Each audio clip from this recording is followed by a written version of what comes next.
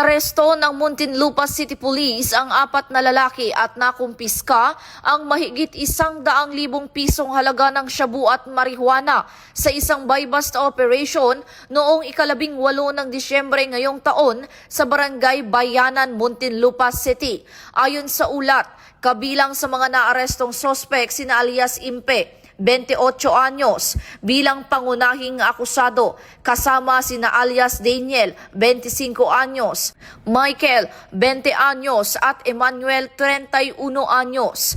Na-recover mula sa kanila ang 4 na sachet ng shabu na may kabuuang timbang na 16.94 grams at 3 sachet ng pinatuyong dahon ng marijuana na may timbang na 193.44 na gramo kasama ang marked buy-bust money.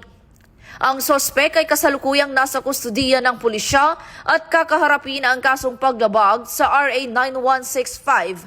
Ang mga nakumpiskang droga ay isinusuri sa forensic laboratory bilang bahagi ng bagong PNP para sa bagong Pilipinas, serbisyong mabilis, tapat at nararamdaman.